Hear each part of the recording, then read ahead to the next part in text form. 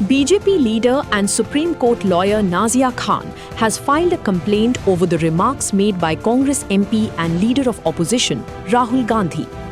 Khan said she herself recites the Kalma and Shahaba and also takes pride in singing Vande Mataram, stressing that national pride is not limited by her identity as a Khan. She accused Rahul Gandhi of maligning the Manusmriti by selectively picking a chapter and twisting its words, allegedly creating a false impression. But Khan's key question was about the visuals used during Rahul Gandhi's remarks.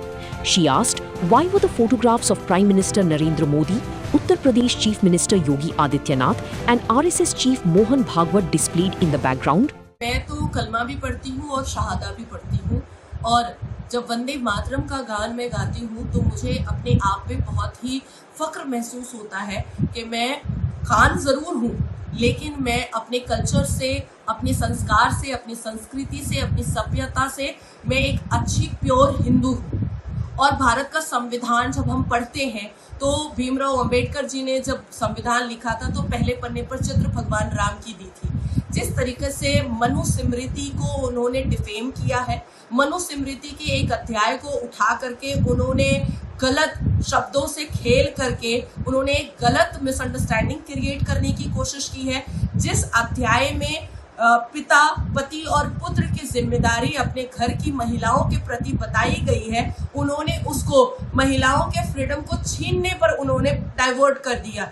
मैं मानती हूँ कि भाई उनका अपना freedom of speech है, उनका अपना फंडामेंटल राइट है, वो बोल रहे थे गलत सलत जो बोल रहे थे, लेकिन पीछे बैकग्राउंड में उन्होंने आदरणीय प्रधानमंत्री की तस्वीर क्यों लगाई?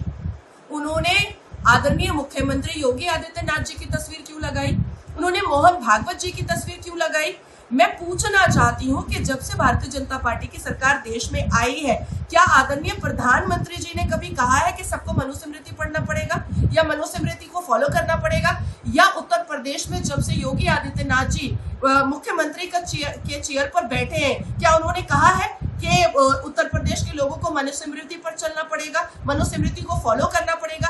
या मोहन भागवत जी की ऐसी कोई टिप्पणी या ऐसा कोई स्टेटमेंट आया है कि मनुस्मृति पर चलना पड़ेगा? तो फिर उनकी तस्वीर लगा करके ये डिफेम करने का मुझे मकसद समझ में नहीं आ रहा है। राहुल गांधी जी को अपनी बात रखनी थी, वो रख सकते थे, लेकिन अपने आप को सस्ती लोकप्रियता और ओछी टीआरपी के लिए उन्होंने आदरणीय प्रधानमंत्री की तस्वीर का इस्तेमाल किया, उन्होंने आदरणीय मुख्यमंत्री योगी आदित्यनाथ जी की तस्वीर का इस्तेमाल किया, उन्होंने मोहन भागवत जी की तस्वीर का इस्तेमाल किया। क्यों किया?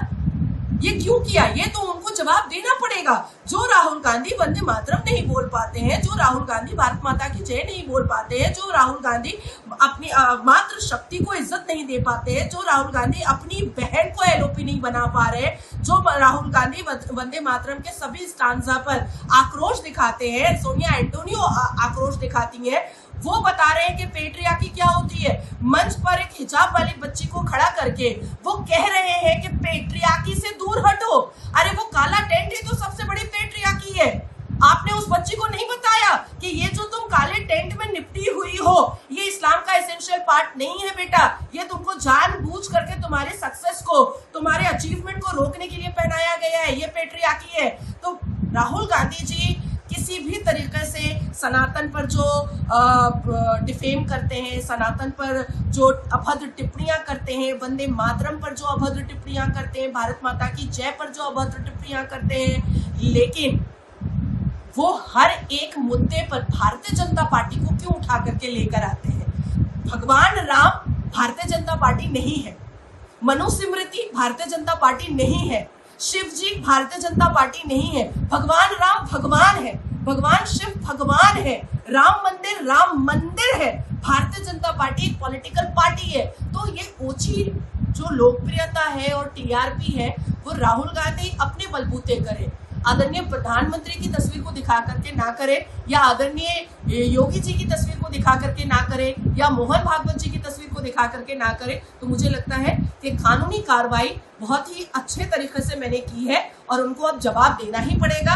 और अगर वो जवाब नहीं देंगे तो फिर देश की सर्वोच्च न्यायालय तक ये मामला जाएगा और देश की सर्वोच्च न्यायालय में वो अक्सर आकर के रिटन माफीनामा दे करके जाते हैं, तो वहां पर भी आप लोग देखिएगा कि माफीनामा दे करके जाएंगे, क्योंकि इसका जवाब तो उनके पास है ही नहीं कि वो एक छात्रों की गूंज एक प्लेटफॉर्म बनाए हैं जिसमें वो as a leader of opposition देश के वो अपने पार्टी का प्रचार कर रहे हैं, वो अपनी पार्टी की प्रशंसा करवा रहे हैं, वो छात्रों से संवाद कर रहे हैं। तो उस छात्रों के संवाद के बीच में आदरणीय प्रधानमंत्री की तस्वीर क्या कर रही है?